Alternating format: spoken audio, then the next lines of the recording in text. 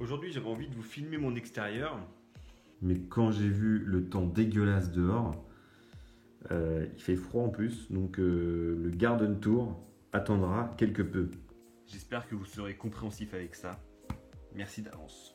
Jingle!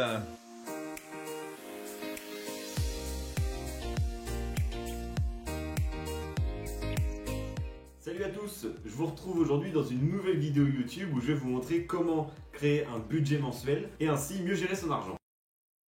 Bah, attendez, aux couleurs de la chaîne, s'il vous plaît! Alors il y a quelques temps, je vous ai présenté une vidéo comment économiser de l'argent sur ses courses. Si vous ne l'avez pas vue, je vous la mets juste ici et je me suis dit pourquoi pas aller encore plus loin. En effet, établir un budget, ça va vous permettre de mieux gérer vos dépenses au quotidien. Moi, ça m'a notamment beaucoup servi d'avoir un budget lorsque j'étais étudiant par exemple. Mais je m'en sers encore aujourd'hui parce que je trouve que ça permet de mieux optimiser ses dépenses et puis d'avoir un peu plus à la fin du mois quoi. Alors c'est parti, il y aura 3 étapes. Let's go! Alors première étape, faut s'abonner à la chaîne. J'ai honte de ce que je viens de faire là. Non, vous abonner à la chaîne, ça vous permettra pas de mieux faire votre budget.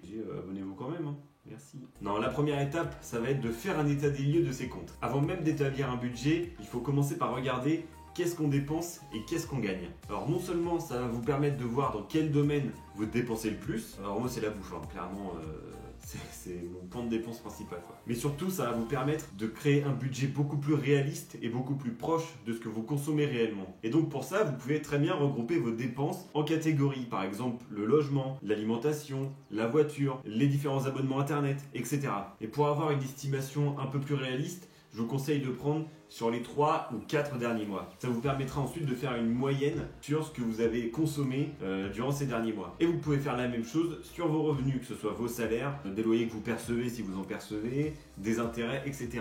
Et d'ailleurs, il y a aujourd'hui de nombreuses applications pour téléphone qui vous permettent de faire vos comptes, qui les font presque à votre place même, et qui rendent les choses beaucoup plus faciles. Alors pour ma part, j'utilise la version gratuite de Bankin. C'est une appli qui va vous aider à faire vos comptes, à classer vos dépenses et vos revenus, et vous pouvez même intégrer votre budget dans l'application. C'est une appli que je trouve vraiment pas mal, la version gratuite suffit largement, mais après je suis sûr qu'il y a plein d'autres applications qui font très bien le taf. Étape 2, vous avez classé vos revenus et vos dépenses, il est maintenant temps d'analyser tout ça. Essayez déjà de regarder les catégories où vos dépenses sont à peu près les mêmes tous les mois. Et vous allez déjà voir les dépenses récurrentes comme par exemple le loyer, l'assurance auto, habitation, l'électricité, le gaz, la facture de téléphone, ce genre de choses. Essayez de faire à peu près une moyenne de ces dépenses tous les mois. Regardez ensuite si votre balance est positive ou négative. Est-ce que la somme qui vous reste à la fin de chaque mois vous convient ou si vous voulez l'augmenter ou la baisser. Ça après c'est à vous de voir si vous voulez plutôt épargner ou plutôt profiter de l'argent une fois que vous le touchez. La troisième étape, l'étape tant attendue, ça va être de construire son budget. Et ce budget on va le construire à partir de toutes les données que vous avez récupérées juste avant. Pour cela, récupérez les catégories que vous avez créées pour les dépenses et les revenus ainsi que les moyennes que vous avez estimées et ajoutez-les dans un tableau. Ça vous donnera une base de travail. Ensuite pour vérifier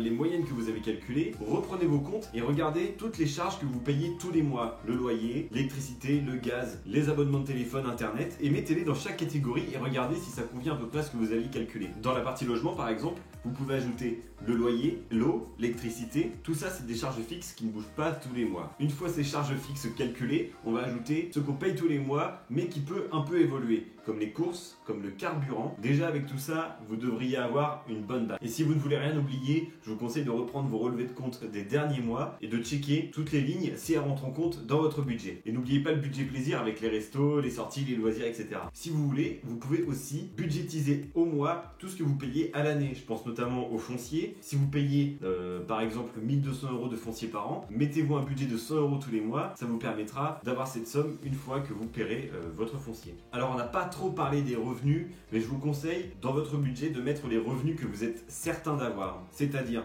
votre salaire minimum sans les primes. Comme ça, même dans les mois où vous toucherez le moins d'argent, vous serez sûr de rester dans le vert. Et la prime sera réellement une prime. Et voilà, normalement vous devriez avoir quelque chose qui ressemble à un budget. Vérifiez juste la balance pour voir si vous êtes bien dans le vert. Si vous êtes dans le vert, c'est super. Et ça va vous donner une idée de ce que vous aurez à la fin de chaque mois, bien sûr en suivant votre budget. Une dernière chose à propos de l'épargne. Alors moi, pour ma part, je ne budgétise pas l'épargne, je me contente simplement de placer ce qui reste à la fin du mois sur mes différents comptes d'épargne et je recommence le mois avec les nouveaux revenus. Mais ça, je vous en parlerai dans une prochaine vidéo. Voilà, donc vous avez votre budget pour vos premiers mois. Vous n'allez pas forcément le respecter au début puisque c'est un budget qui est estimé.